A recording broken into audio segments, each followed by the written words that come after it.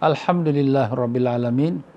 Syukur kita kepada Allah SWT yang telah mengizinkan kita untuk berada sekali lagi dalam tazkirah Ramadan. Hari ini merupakan tanggal 19 hari bulan Mei tahun 2020 bersamaan dengan tanggal 26 Ramadan tahun 1441. Ya, para jemaah sekalian semua, apa khabar? Mudah-mudahan semua dalam sihat walafiat, disembuhkan penyakit, ditanamkan iman, dibukakan pintu ma'rifat dan dikabulkan sekalian doa-doanya dan diterima semua ibadah puasanya dan sekalian ibadat-ibadat yang lainnya dengan berkat syafaat Nabi Rasulullah sallallahu alaihi wasallam. Allahumma amin ya rabbal alamin. Ya, para jemaah sekalian, malam ini merupakan malam 27 Ramadan, malam yang sangat-sangat diharapkan berlakunya malam Lailatul Qadar.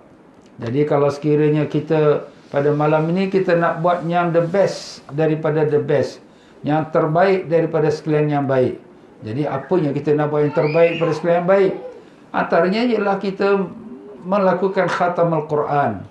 Ya, jadi kita semua solat tarawih, jangan lepas solat tarawih, dan demikian juga solat qiyamul lail. Tetapi kita juga akan adakan majlis khatamul Quran. Kerana majlis khatamul Quran ini majlis yang penuh dengan rahmat. Bahkan di dalam riwayat dalam sebutkan oleh Imam Suyuti rahimahullah ta'ala, majlis khatamul Quran ini dihadiri oleh 60,000 malaikat untuk mendoakan kepada orang yang berada dalam majlis khatamul Quran itu. Begitu juga dalam riwayat lain menyebutkan bahawa sebagaimana disebutkan di dalam kitab Musnad Ad-Darimi yang disebutkan oleh Al-Humaid Al-A'raj radhiyallahu anhu mengatakan, sesiapa yang menghadiri majlis khatamul Quran maka diaminkan oleh 4,000 malaikat doanya. Masya Allah. Begitulah Anas bin Malik, seorang sahabat Nabi sallallahu alaihi wasallam, apabila dia nak mengkhatamkan Qurannya maka dia akan kumpulkan sekalian ahli keluarganya. Dan begitulah dia, khatamul Quran ini merupakan satu majlis ataupun satu ibadat yang sangat mulia di sisi Allah SWT. Maka dengan sebab itulah berkata Imam Nawawi rahimahullah ta'ala, disunatkan supaya semua orang maupun perempuan yang uzur pun menghadiri majlis khatamul Quran itu. Kenapa? Kerana sangat dikabulkan doa pada malam ataupun pada majlis khatamul Quran. Ini di samping sepotong hadis Nabi sallallahu alaihi wasallam telah bersabda, "Majtama qaumun fi baitin min buyutillah yatluna kitaballah wa yatadarasuna fi ma bainahum illa nazalas alaihimus sakinah wa ghasyiyatuhumur rahmah wa haffazahumul malaika wa dzakarahumullah fi man indah." Apa dia? Iaitu tidaklah sesuatu kaum yang berhimpun dalam rumah daripada rumah-rumah Allah, iaitu masjid-masjid. Tetapi sekarang masjid pun dah tutup. Jadi kita di rumah kita, illa nazala salihimus sakinah, melainkan akan turunlah sakinah atas mereka. Apa tu sakinah? Sakinah tu mana ketenangan. Maka dalam majlis kita berkumpul, maupun berkumpul kita dalam rumah kita ataupun di mana-mana, dan kalau kita dapat kumpulkan anak isteri kita, sama-sama kita baca Quran, maka turunlah sakinah, ketenangan daripada Allah. Dan ghasyat sumur rahmah, diselubungi mereka itu oleh rahmat Allah Ta'ala. Wa hafaz sumul malaika, dan dikelilingi mereka oleh para malaikat-malaikat. Cuma mata kita tak nampak saja, tapi ada perkara tersebut. Dan wa zakarahumullah fi man indah, dan Allah menyebut-nyebut nama-nama setiap orang itu di sisinya. Siapa yang ada di sisi Allah? Iaitu para malaikat. Allah akan beritahu, ini si Fulan ada dia, ni si Ahmad ni ada, ni si Timah ni ada. Masya Allah. Gambarkan kalau nama kita disebut oleh Presiden, sudah tentu kita rasa gembira. Begitulah mulianya kita diberikan kemuliaan oleh Presiden, disebutkan di sisi kabinetnya. Nah, di sinilah dia tuan-tuan dan puan-puan rahimakumullah, kita membaca Quran, sebab Quran itulah yang diturunkan oleh Allah dalam bulan Ramadan. Tapi jangan hanya bulan Ramadan saja. Lepas pada Ramadan pun kita teruskan bacaan Al-Quran. Dan kemudian apabila kita nak membaca khatam Quran tu, kita penuh dengan adab. Apa dia adab kita membaca, nak mengkhatamkan Al-Quran? Pertama, kita duduk menghadap kiblat dalam keadaan bersih, suci, sudah siap berwudu, pakaian yang terbaik, wangi-wangian. Kenapa? Kerana inilah yang disuka oleh para malaikat. Malaikat suka wangi-wangi, dan Allah Ta'ala pun suka wangi-wangi, dan Rasulullah SAW pun suka wangi-wangian. Bakar bukhur, bakar kita katakan gaharu. Kalau ada lah, tak ada pun pakai minyak atar. Duduk kita tu biar dalam keadaan tutup aurat. Kalau orang perempuan, macam dia nak semayang lah, tutup aurat. Kenapa? Sebab para malaikat ni dia tak masuk dalam rumah tu kalau ada wanita yang terbuka aurat, ataupun kalau dia dalam rumah tu ada orang yang janabah, ataupun yang junub, atau rumah tu ada patung-patung, ataupun ada anjing atau babi, na'udzubillah. Rumah macam itu tidak akan dimasuki oleh malaikat. Dan demikian juga kita kalau boleh kita berpuasa. Kalaulah bukan bulan puasa ya, ini memang kita puasa. Tapi kalau pada bulan-bulan lain, kita ni memang tak wajib puasa. Tapi malam ni nak khatam Quran lah. Besok nak khatam Quran, besok pagi kau puasa. Itu yang disunatkan. Dan dengan niat kita. Niat kita apa? Untuk mendapatkan keridhaan Allah Ta'ala. Nak dapatkan rahmat belas kasihan Allah. Itu niat tu kita kena betulkan. Supaya kita punya amalan tu menjadi ikhlas. Itu bukan kerana riak atau ujub atau sebagainya, tidak. Macam itulah juga untuk kita adakan majlis khatam Al-Quran pada malam ini. Betulkan niat kita tu kerana Allah SWT. Dan demikianlah apabila kita nak baca Al-Quran itu, maka hendaklah kita membaca A'udzubillahi minasyaitonirrajim. Itu memang disunatkan bila-bila masa pun. Bila kita nak baca Quran, maka kita bacalah dengan A'udzubillahi minasyaitonirrajim. Dan selesai daripada kita khatam Quran nanti, kita doa dengan penuh merayu-rayu kepada Allah Ta'ala. Kenapa? Kerana Allah Ta'ala sangat suka doa hamba yang merayu-rayu kepadanya. Dan apabila kita baca Al-Quran tu, maka disunatkan kita mulakan dengan Wadduha, surah Wadduha, iaitu juz yang ke-30. Jadi kita boleh semua duduk ramai-ramai, kita boleh baca ramai-ramai. Ustaz, saya tak khatam tapi saya nak ikut sama. Boleh tak saya baca sama? Boleh. Tak ada apa. Sebab ini bukan satu ibadat yang khusus satu orang, tapi dia umum. Jadi siapa pun yang tak baca Quran, ataupun dia tak sempat nak khatam lagi, tapi dia nak ikut majlis khatam Quran, silakan. Bahkan dia mendapat pahala seperti mana pahala orang yang mengkhatam Quran. Dan demikianlah pula, kalau sekiranya ada orang yang tak pandai baca Quran, dan dia membaca merangkak-rangkak, tak apa. Dia duduk sama, baca sekadar mana dia mampu. Jadi kita membaca mula daripada surah Wadduha, dan setiap selepas satu surah itu kita baca Allahu Akbar. Ini memang telah datang riwayat di mana Rasulullah SAW beberapa lama sudah tidak didatangi oleh wahyu. Mana tak ada wahyu dari Allah. Maka orang-orang Yahudi mereka mengatakan Muhammad sudah ditinggalkan oleh Tuhannya. Maknanya Allah Ta'ala dah tinggalkan Nabi kita SAW. Maka turunlah wahyu Allah SWT membuat satu surah, iaitu surah Wadduha. A'udzubillahi minasyaitonirrajim. Bismillahirrahmanirrahim.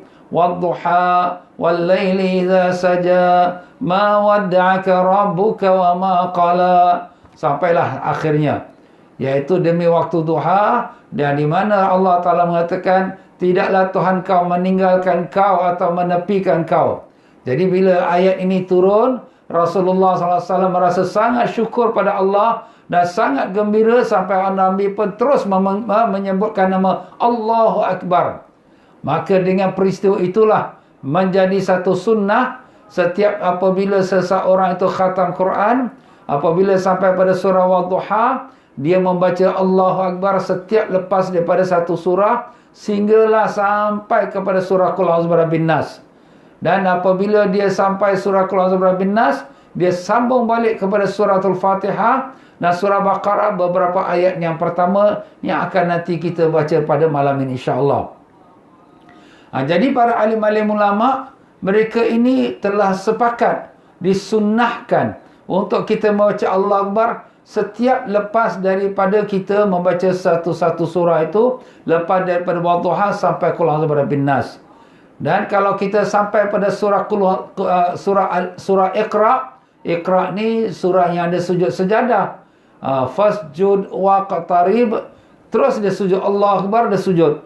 Lepas dia sujud, dia bangun, barulah dia, kita katakan dia membaca takbir Allahu Akbar. Semua sujud sejadah ni ada takbir dan ada salam. Ya, Allahu Akbar, aku sujud sejadah. Ataupun aku sujud tilawah. Dan kemudian kita buat Allahu Akbar, kita sujud. Kita sujud nak baca apa? Bacalah sajadah wajihah lillazi fataras samawati wal ard hanifah muslimah wa ma'ana minal musyrikin. Ataupun ada lagi sajadah wajihah lillazi dan seterusnya. Dan kalau tak tahu ustaz tak ingatlah, bacalah subhana rabbil a'la wa bihamdi 3 kali. Kemudian Allahu Akbar, kita duduk. Dan kemudian kita beri salam kanan, salam kiri. Kemudian baru kita sebut Allahu Akbar sebagai takbirnya untuk surah Al-Alaq, surah Iqra. Ada sebagian ulama menambahkan lagi bacaan la ilaha illallah Allahu Akbar. Jadi sebelum baca Allahu Akbar tu baca la ilaha illallah. Ada lagi ulama menambahkan lagi la ilaha illallah Allahu Akbar walillahil hamd. Tambah lagi walillahil hamd, bagi Allah sekalian pujian. Itu semua akan kita lakukan pada malam ini insya-Allah. Kita baca sebagian surah Allah Akbar saja, kemudian sebagian surah lagi kita tambah la ilaha illallah Allahu Akbar, dan sebagian surah lagi kita tambah la ilaha illallah Allahu Akbar walillahil hamd. Jadi kita dapat amalkan semua yang telah disampaikan, yang diterfatwakan oleh para alim-alim ulama kita. Dan demikianlah dia para jemaah sekalian, apabila kita membaca daripada ayat-ayat suci Allah SWT ini, maka kita jagalah dengan tertib. Maknanya tertib itu bagaimana? Jaga bacaan dengan tajwid, dengan betul. Jangan kita kelang kabut. Jangan kita menyalahi akan barisnya atas ke bawah ke. Sebab itu semua akan merubahkan maknanya. Jadi apabila berubah makna, jadi berdosa pula kita. Na'udzubillah min zalik. Jadi begitulah dia tuan-tuan dan puan-puan. Rasulullah sallallahu alaihi wasallam telah menganjurkan kepada kita supaya kita berdoa lepas pada khatamul Quran seperti yang telah disebut tadi. Doa kita itu hendaklah kita yakin doa kita diterima oleh Allah SWT. Dan kita jangan ada rasa was-was. Kenapa? Kerana memang doa itu Allah Ta'ala dah janji ud'uni astajib lakum. Kamu mohonlah padaku, aku perkenankan. Jadi apabila Allah janji diperkenankan, Allah Ta'ala tidak mungkir janji. Habis ustaz, saya dah doa banyak-banyak pun belum dapat lagi. Jawapannya di sini, Allah memperkenankan ikut cara bagaimana Allah kehendaki. Kita hanya berdoa. Bagaimana Allah Ta'ala kehendaki untuk nak disempurnakan doa kita, itu urusan Allah Ta'ala pula.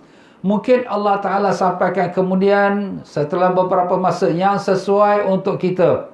Nabi Musa AS berdoa kepada Allah supaya Allah binasakan Fir'aun. Kerana dia telah bersombong diri, mengaku diri Tuhan, dan dia juga telah menyeksa Bani Israel. Allah Ta'ala telah kabulkan doa Nabi Musa AS. Tetapi bila Fir'aun itu dibinasakan Allah dan ditenggelamkan di Laut Merah, setelah 40 tahun daripada doa Nabi Musa yang dikabulkan. Masya Allah, 40 tahun lamanya. Itu lama pada diri kita. Di sisi Allah tak lama. Kenapa? Kerana di sisi Allah, yauma 'inda rabbika ka'alfi sanatin mimma ta'udun. Satu hari di sisi Tuhanmu seperti 1000 tahun kamu di dunia. Jadi kalau kitanya 40 tahun, di sisi Allah mungkin berapa minit aja. Tak lama pun di sisi Allah. Tapi itulah kiraan Allah Ta'ala. Jadi begitulah dia kadang-kadang Allah SWT mengabulkan doa kita itu dengan dikurniakan yang lain daripada apa yang kita minta. Kita minta supaya kaya, tapi tak diberi kekayaan. Diberikan kita sihat walafiat. Diberikan anak-anak kita itu pandai belajar dan berjaya jadi manusia yang berguna. Itu lebih besar daripada harta. Mungkin kalau diberikan kita harta, kita lalai dan kita buat dosa pula. Jadi Allah Ta'ala berikan yang lebih baik untuk kita. Cuma kita yang tidak tahu. Dan ada kalanya pula disimpankan kita punya doa itu untuk dibalaskan di hari akhirat. Besok di hari akhirat, Allah Ta'ala panggil hambanya, wahai hambaku, engkau ada doa ini, dan aku belum kabulkan. Betul? Dia kata, betul ya Allah. Maka Allah Ta'ala pun kata, marilah aku berikan kau hadiah ini sebagai gantian doa yang kau punya doa tak dikabulkan. Bila hamba Allah ni lihat hadiah yang sangat istimewa, yang luar biasa dia punya kehebatan dia, maka dia kata, ya Allah, kalau aku tahu, semua doa aku jangan kabul. Masya Allah. Itu kalau dia tahulah. Tapi malangnya dia tak tahu. Sebab tu kat dunia dia mengamuk. Apa ni, aku dah doa-doa pun tak dapat. Nampak tuan-tuan jaga. Kadang-kadang kita doa minta pada Allah tak dapat. Tapi kita pergi minta pada orang dapat. Ustaz, saya minta dengan kawan tu dapat. Minta dengan tauhid dapat. Minta Allah, minta tak dapat. Kita tanya diri kita balik. Siapa yang bukakan hati sistem majikan kita, tauhid kita tu untuk beri apa yang kita minta? Siapa yang bagi dia rezeki sehingga rezeki dia tu boleh pula dia sampaikan kepada kita? Bukankah tu semua kerja Allah Ta'ala? Jadi begitulah dia tuan-tuan. Cuma mata kita saya nampak kawan tu boleh tolong. Aku minta Allah pun tak dapat-dapat. Aku minta dengan kawan ni boleh dapat. Itulah dia, mata hati kita sudah tertutup, telah dibuta dan telah diselaputi dengan dosa-dosa. Sebab tu kita tak nampak. Kita nampak hanya manusia. Padahal semuanya pun dengan gerakan daripada Allah Subhanahu Wa Taala. Jadi begitulah dia muslimin rahimakumullah. Jadi sunatnya bila kita membaca Quran ini, kita menghadap pada kiblat. Ya, kita duduk dengan tertib. Kita merasakan diri kita berada di hadapan Allah. Kenapa? Sebab memang bila kita baca Al-Quran, kita sedang bercakap dengan Allah. Sebab tu dalam hadis Nabi sallallahu alaihi wasallam mengatakan, siapa yang nak berbicara dengan Allah Ta'ala, maka bacalah Quran. Kerana Quran ni kalam Allah. Jadi seolah-olah dia sedang mendengarkan perbicaraan Allah kepada dia. Dan kalaulah sekiranya dia nak bermunajat kepada Allah, hendaklah dia salat. Jadi salat ni munajat. Apa beza munajat dengan kita bercakap? Munajat ni merayu-rayu kepada Allah, merendahkan diri kepada Allah. Itu munajat. Adapun doa, kita mohon pada Allah. Dan adapun kita bercakap, kita membaca Quran. Jadi kita mendengarkan kalam Allah. Jadi sebab tu sebelum kita nak baca Quran, apa-apa urusan dunia semua kita ketepikan dulu. Jangan nanti sibuk tengah-tengah baca Quran, ada call lah, itulah ini, jadi jangan ganggu. Selesaikan semua baca Quran kita, barulah kita pun kita menjawab call ataupun tengok apa-apa yang perlu kita lakukan urusan dunia kita. Dan apabila kita berdoa ni, sunatnya kita mengangkat tangan. Rasulullah SAW mengangkat tangan tu ditetapkan ataupun dirapatkan menghadap pada arah wajahnya. Dan begitulah Nabi selesai daripada doa, Nabi menyapu ke mukanya. Itu disunatkan. Dalam potong hadis Nabi mengatakan, Allah Ta'ala sangat malu kepada seorang hamba yang telah mengangkat tangan berdoa, tapi tidak dikabulkan oleh Allah. Allah malu. Macam itulah Allah Ta'ala tu sifat karim. Karim tu sangat pemurah. Jadi kalau orang berminta dengan penuh harapan kita, dia tak beri, dia malu. Dan sunatnya kita mulakan doa tu dengan Alhamdulillah, pujian pada Allah. Dan selawat pada Nabi kita Rasulullah Sallallahu Alaihi Wasallam. Dan kemudian kita pun berdoalah hajat kita. Diselang-seli dengan selawat pada Nabi Sallallahu Alaihi Wasallam. Diakhiri dengan selawat pada Nabi Sallallahu Alaihi Wasallam. Dan dengan pujian pada Allah. Alhamdulillah Rabbil Alamin. Itu sunatnya. Kerana doanya dimulakan dengan selawat dan diakhiri dengan selawat, doa itu pasti diterima oleh Allah Ta'ala, tidak ditolak. Kenapa?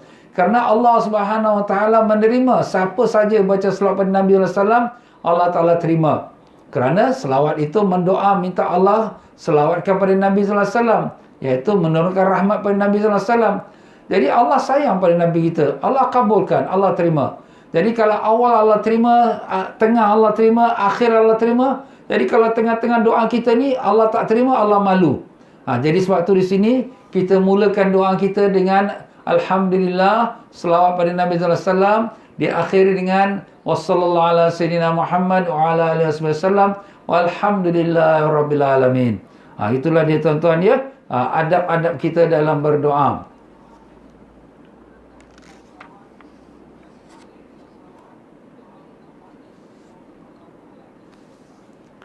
Ya tuan-tuan dan puan-puan rahimakumullah.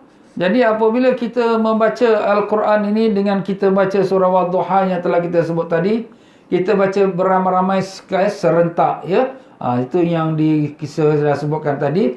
Dan seterusnya lepas tu kita akan bacakan doa khatam Al-Quran. Alhamdulillah Alhamdulillah ada sebuah kitab yang mana kitab ni penuh dengan doa khatam Al-Quran. Wah, kalau kita nak baca semua memang tak larat lah. Ya, sampai subuh tak habis lagi. Tapi insya-Allah kita akan baca dengan bahasa Melayu kita supaya lebih kita dapat hayati arti-artinya dan dapat kita memahami apa yang kita mohonkan. Dan mintalah pada Allah apa-apa hajat kita dalam masa kita khatamul Quran. Kerana doa di saat khatamul Quran sangat dikabulkan oleh Allah SWT. Ya tuan-tuan dan puan-puan rahimakumullah.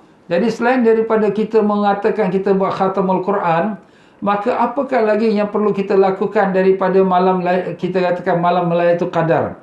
Ya, atau kita katakan malam Lailatul Qadar ni memanglah ada kita katakan perselisihan pendapat alim-alim ulama. Tetapi sebagaimana yang telah saya sebutkan pada awal, bahawa Lailatul Qadar ini pada malam 27 ini sangat-sangat kuat pada pendapat sebahagian besar sahabat-sahabat dan juga para alim ulama. Iaitu mengatakan malam 27 itu ialah malam Lailatul Qadar. Tetap setiap bulan, setiap tahun malam 27 itulah malam Lailatul Qadar. Walaupun memang ada pendapat yang lebih banyak lagi mengatakan Lailatul Qadar itu berubah-ubah setiap tahun. Namun demikian mereka yang mengatakan Lailatul Qadar itu malam 27 dan mereka telah berpegang pada dalil-dalil yang banyak. Antara dalilnya bahawa hadis Imam Muslim daripada Zir bin Hubaish. Beliau berkata, aku telah bertanya kepada Ubay bin Ka'ab, seorang sahabat Nabi SAW. Lalu aku berkata, sesungguhnya saudaramu itu, iaitu Ibnu Mas'ud radhiyallahu anhu berkata, sesiapa yang bangun malam sepanjang tahun, dia mendapatkan Lailatul Qadar. Lantas Ubay bin Ka'ab pun radhiyallahu menjawab, semoga Allah merahmati Ibnu Mas'ud. Beliau sebenarnya berkata sedemikian supaya orang ramai tidak bergantung kepada malam-malam tertentu. Sesungguhnya beliau sendiri telah mengetahui bahawa Lailatul Qadar itu berlaku pada bulan Ramadan. Ia berlaku pada 10 malam yang terakhir, iaitu berlaku pada malam ke-27. Nampak tuan-tuan? Jadi makna di sini, sahabat-sahabat memang tahu malam Lailatul Qadar itu ialah pada bulan Ramadan, 10 malam terakhir. Memang dah ada hadis. Allah Ta'ala pun mengatakan, Inna anzalnahu fi lailatul qadr. Kami turunkan Quran tu pada malam Lailatul Qadar. Dan kita pun tahu Quran diturunkan dalam bulan Ramadan. Jadi di sini ada sahabat Ibnu Mas'ud radhiyallahu an, Lailatul Qadar tu sepanjang tahun. Jadi dia maksud dia ibadatlah sepanjang tahun. Jangan kamu hanya ibadat pada malam Lailatul Qadar. Tetapi Ubay bin Ka'ab ni radhiyallahu an, dia menceritakan semua sahabat-sahabat tahu Lailatul Qadar tu pada bulan Ramadan 10 malam terakhir dan pada malam 27. Masya Allah, pada malam 27. Kemudian Ubay bin Ka'ab radhiyallahu telah bersumpah bahawa Lailatul Qadar ialah pada malam 27 tanpa mengecualikan sesuatu. Tidak, memang malam 27 itu malam Lailatul Qadar. Siapa cakap ni? Ubay bin Ka'ab, seorang sahabat Nabi SAW yang hafiz Quran, yang dinamakan Qari Quran, orang yang paling bagus membaca Quran. Kemudian aku berkata, sahabat ni berkata pada Abu Ubay, dengan apa kamu berkata demikian, wahai Ubay bin Ka'ab? Beliau menjawab, dengan alamat atau tanda yang telah dikhabarkan oleh Rasulullah SAW, bahawasanya pada hari tersebut, iaitu pada malam Lailatul Qadar, terbit nanti matahari terbit tanpa sinaran yang kuat. Itu salah satu tanda Lailatul Qadar. Jadi kalau sekiranya kita pada malam ini Lailatul Qadar, besok kita akan nampak cahaya matahari. Bila dia terbit matahari itu, matahari ini terbit itu tidak terang, tidak bersinar. Kenapa tertutup? Tertutup dengan apa? Dengan malaikat. Malaikat yang ratusan jutaan malaikat naik kembali kepada tempat asal mereka kerana mereka semua turun pada malam Lailatul Qadar. Jadi seperti mana dalam riwayat hadis, Nabi sallallahu alaihi wasallam menceritakan bahawa pada malam Lailatul Qadar malaikat turun dengan malaikat Jibril ketuanya. Tanazzalul malaikatu war-ruh. Turunlah sekalian malaikat dengan roh. Roh tu ialah malaikat Jibril. Dan malaikat Jibril ni dia ada 100 sayap. Tapi dia ada 2 sayap yang dia tak buka melainkan hanya pada malam Lailatul Qadar. Satu sayap dia buka saja penuh langit timur sampai barat. Masya Allah, besarnya malaikat Jibril. Kemudian dia pun mencacatkan bendera hijau di atas Kaabah. Kemudian dia perintahkan semua malaikat-malaikat pergilah, berhamburanlah di atas muka bumi. Tengoklah orang-orang yang sedang salat, orang berzikir, orang yang berdoa, orang yang sedang beramal, dan beri salam pada mereka. Jadi kalau siapa-siapa yang diberi salam oleh malaikat, disentuh oleh malaikat, maka dia akan terasa khusyuk, dia akan rasa sayu hati, dan air mata dia boleh menangis dan mengalir. Itu antara tanda yang dia disentuh oleh malaikat, iaitu malaikat memberi salam pada dia. Dan apabila nanti pada masuk waktu subuh, maka malaikat Jibril akan panggil, berpisahlah, berpisahlah. Maka malaikat-malaikat pun mula naik. Dan kemudian malaikat-malaikat pun berkata, ya Jibril, apakah yang Allah Ta'ala akan lakukan kepada hamba-hamba dia yang ibadat ini semua? Maka malaikat Jibril kata, Allah akan pandang pada mereka dengan rahmat dan mengabulkan doa mereka dan mengampunkan dosa-dosa mereka, melainkan 4 orang saja, 4 golongan saja yang tak dapat. Jadi bila sahabat-sahabat dengar Nabi cakap macam tu, semua sahabat-sahabat menyampuk, ya Rasulullah, siapa yang 4 golongan tu yang tak dapat pengampunan Allah, rahmat Allah dan pengkabulan doa? Maka sahabat-sahabat pun rasa bimbang, takut kan kalau dirinya terkena tu. Maka Nabi SAW pun menjawab, 4 golongan itu ialah, pertama, al-mudminul khamr. Mudminul khamr, orang yang berkekalan minum arak. Na'udzubillah min zalik. Sampai pada malam tu kadar pun masih belum taubat-taubat lagi. Maupun minum arak, maupun dia ambil dadah yang memabukkan dirinya, maka orang seperti ini tidak akan dapat pengkabulan doa, tidak dapat rahmat Allah dan tidak dapat pengampunan Allah. Dan demikian pula yang keduanya, al-aqul liwalidayh, anak yang derhaka pada ibu ayahnya. Jadi anak yang derhaka pada ibu ayahnya, bukan derhaka tu nak kena pukul bantai ibu dia, hanya dengan menjeling mata saja, dengan merasakan penghinaan pada isteri, pada ibu atau ayahnya, ataupun dengan perkataan mak ni apalah, itu perkataan saja sudah menjadikan mak atau ayah itu kecil hati, maka itu sudah dinamakan derhaka. Kerana anak yang derhaka kepada ibu ayahnya dilaknat oleh Allah SWT daripada 7 petala langit. Allah laknatkan kepada dia. Na'udzubillah min zalik. Dan anak-anak yang dirhaka pada ibu ayahnya akan dibalaskan akan dosa dia itu di dunia sebelum lagi di akhirat. Kenapa? Kerana sangat besarnya dosa dia derhaka pada ibu ayahnya.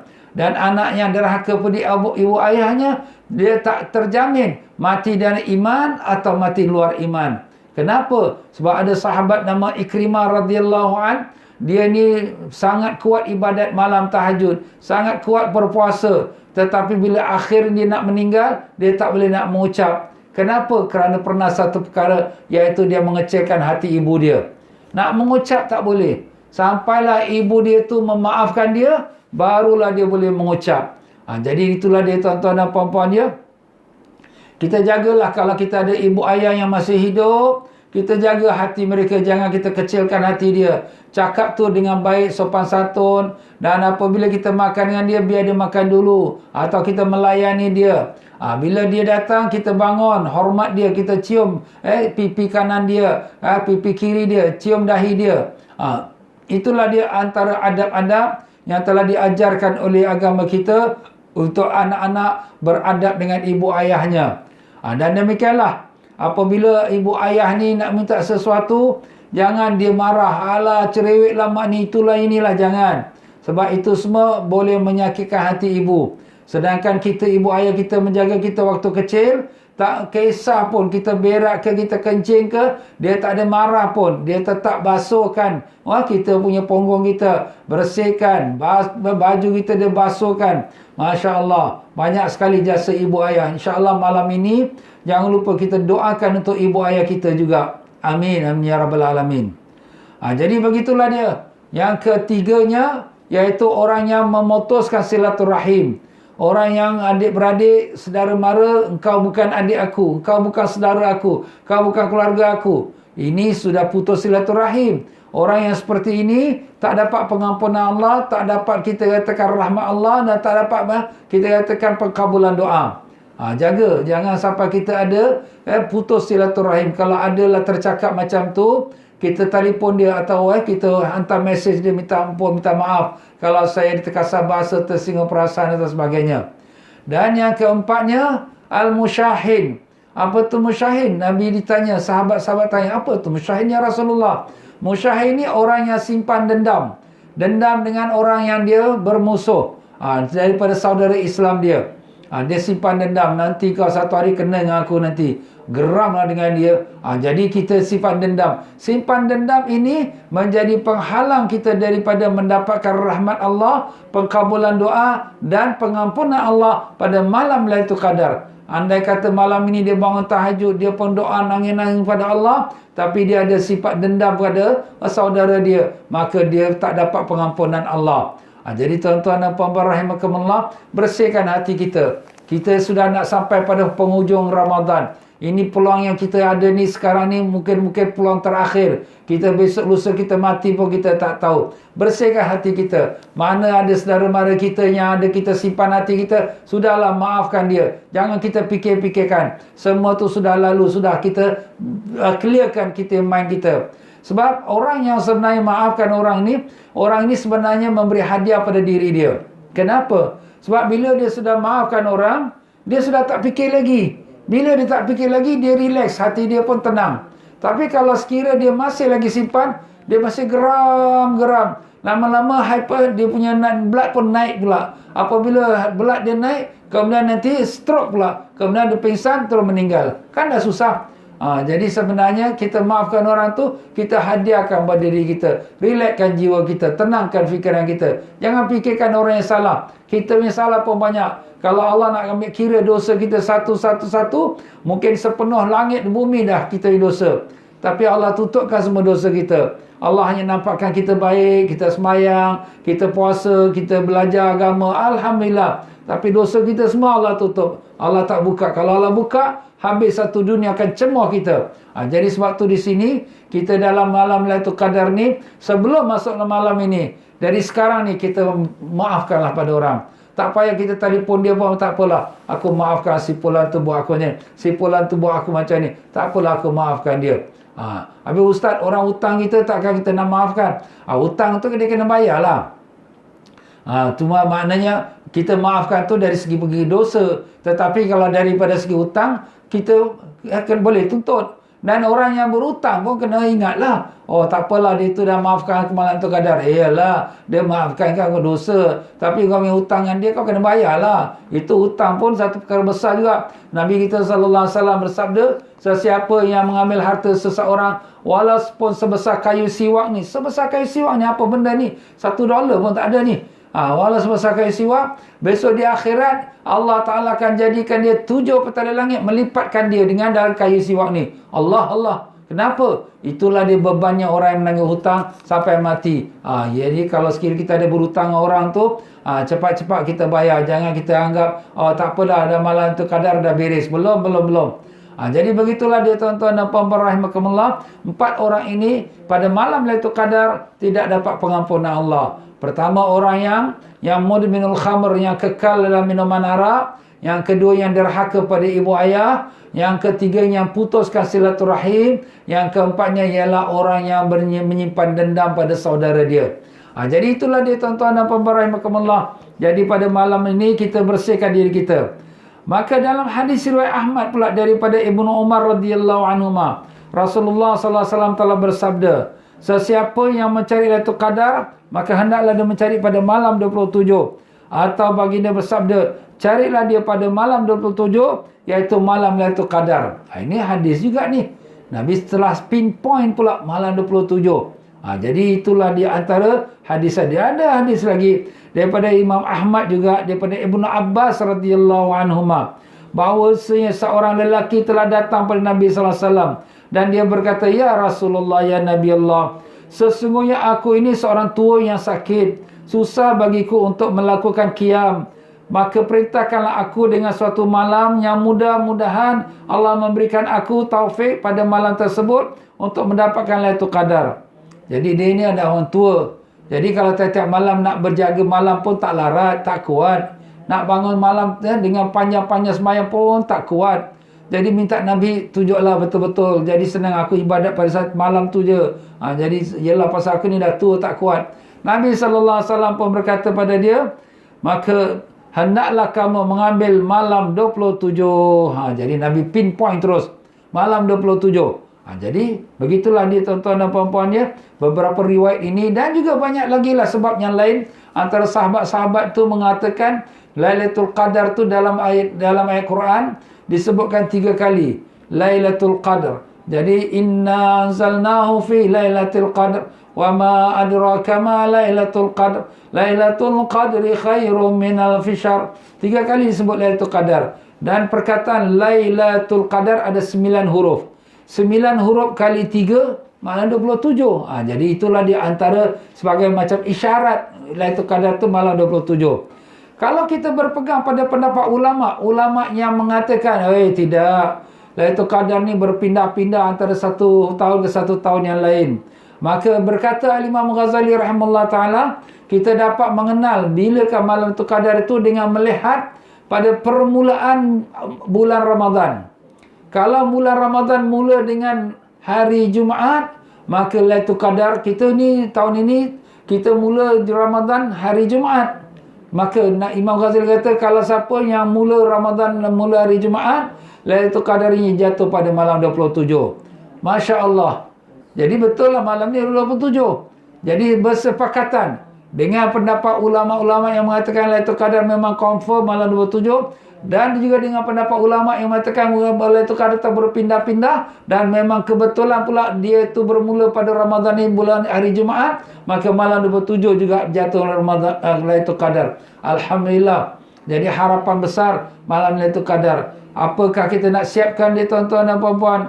Nak siapkan amalan soleh.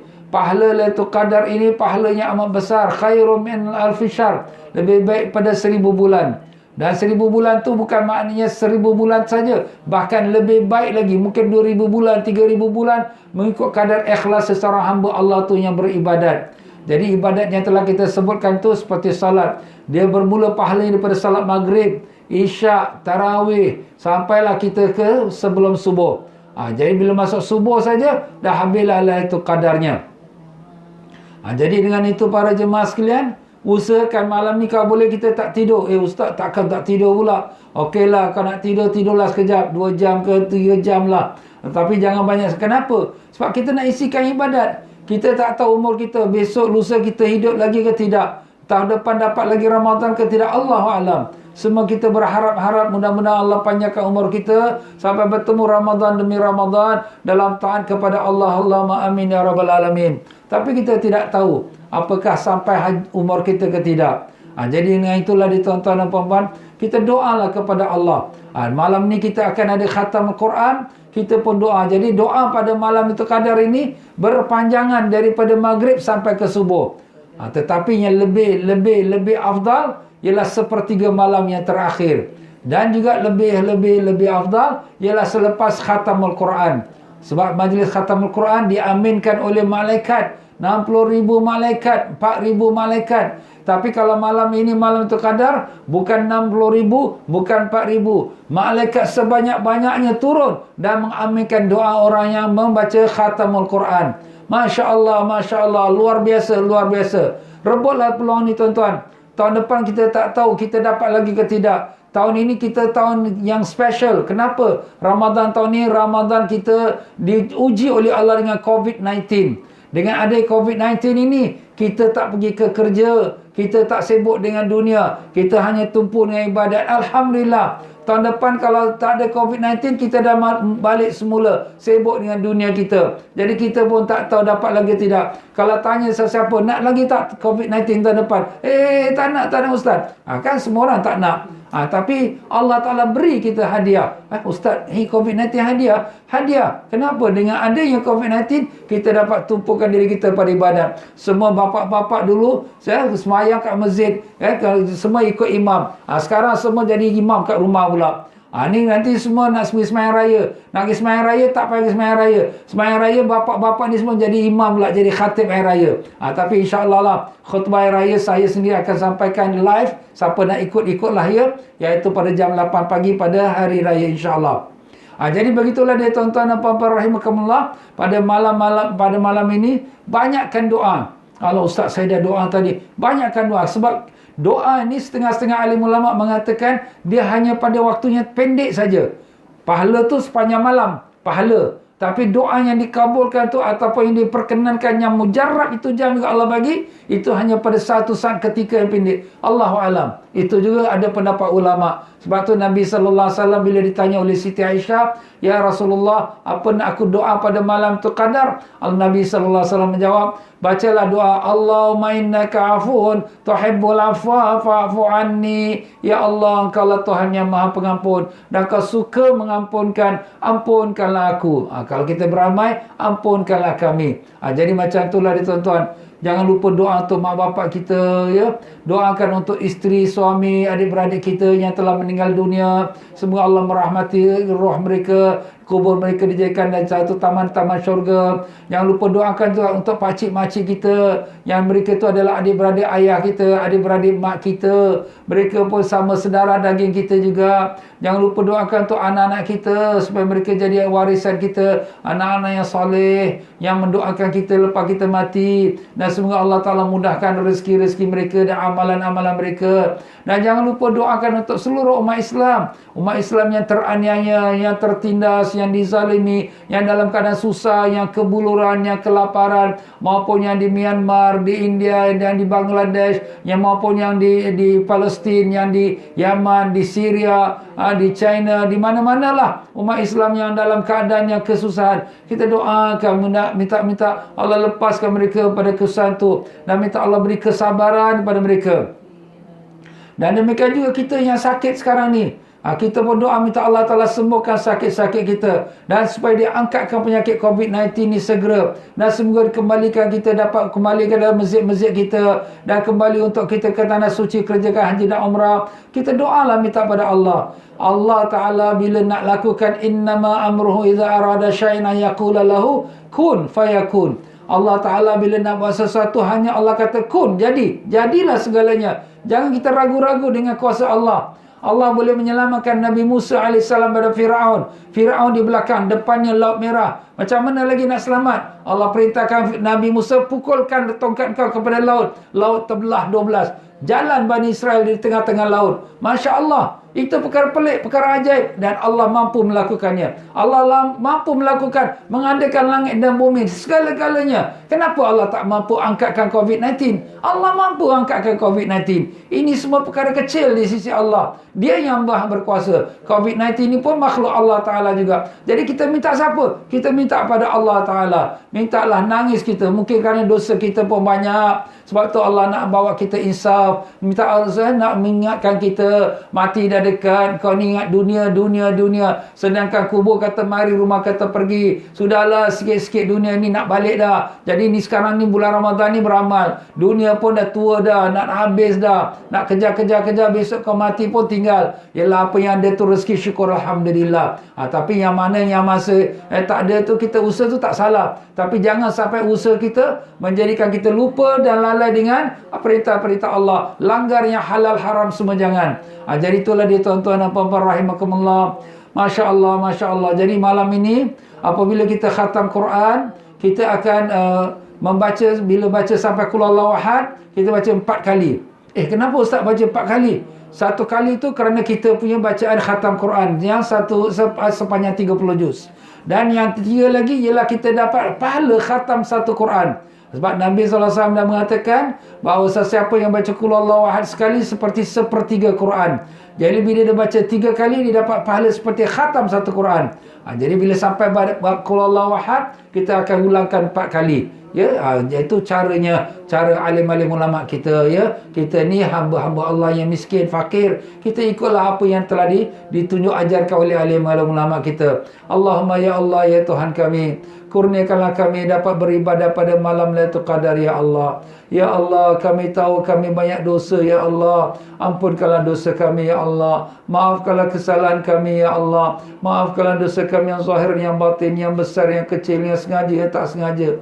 Ampunkanlah kami, ya Allah. Ampunkanlah ibu ayah kami, datuk nenek kami, guru-guru kami, pakcik makcik kami, anak cucu kami, murid-murid kami, pegawai-pegawai kami, dan sekalian mereka yang mengikuti program Tazkirah Ramadan ini, ya Allah. Ampunkanlah kami semua. Ampunkanlah semua keluarga mereka semua ya Allah. Ampunkanlah sekalian muslimin dan muslimat ya Allah, semua pada neraka-Mu ya Allah. Kasihanilah kami. Kami tak sanggup dengan api dunia, bagaimana lagi dengan api neraka yang amat dahsyat. Ya Allah, jauhkanlah kami pada api neraka ya Allah. Selamatkanlah kami dari siksa neraka ya Rahman. Kami, ibu bapa kami, datuk nenek kami, guru-guru kami, dan sekalian anak cucu kami, dan sekalian murid-murid kami, dan pegawai kami, dan sekalian mereka yang mengikuti program ini ya Allah. Ampunkanlah kami dan lepaskan kami semua pada neraka-Mu, dan sekalian umat Nabi Sayyidina Muhammad sallallahu alaihi wasallam. Allahumma ya Allah, antara kami yang lemah Kau kuatkanlah, antara kami yang sakit Kau sembuhkanlah, antara kami yang berhutang Kau tunaikanlah, antara kami yang mempunyai berbagai hajat dunia dan akhirat Kau kabulkanlah. Rabbana atina fid dunya hasanah wa fil akhirati hasanah wa qina adzaban nar. Ashhadu an la ilaha illallah, astaghfirullah. Nas'alukal jannata wa na'udzubika minan nar. Ashhadu an la ilaha illallah, astaghfirullah. Nas'alukal jannata wa na'udzubika minan nar. Ashhadu an la ilaha illallah, astaghfirullah. Nas'alukal jannata wa na'udzubika minan nar. Allahumma innaka 'afuwun tuhibbul 'afwa fa'fu 'anna. Allahumma innaka 'afuwun tuhibbul 'afwa fa'fu 'anna. Allahumma innaka 'afuwun tuhibbul 'afwa fa'fu 'anna ya karim. Wa sallallahu ala sayyidina Muhammad wa ala alihi wa sahbihi wasallam. Walhamdulillahi rabbil alamin. Taqabbalallahu minkum minna minkum taqabbal ya karim. Maaf saja tuan-tuan dan puan-puan dalam penyampaian saya mungkin tersilap kata, terkasar bahasa, tersinggung perasaan. Mana benar semua daripada Allah, yang salah silap dari kelemahan saya sendiri. Aqulu qawli hadza wa astaghfirullahalazim li wa lakum wa billahi taufiq wal hidayah. Sampai kita jumpa pada malam ini jam 9.45 malam. Jam 9.45 malam waktu Singapura. Jadi tuan-tuan yang ada kat luar negeri pun boleh ikuti kalau sempat ya. Jadi kita akan adakan khatam Quran bersama-sama beramai-ramai. Wassalamualaikum warahmatullahi wabarakatuh.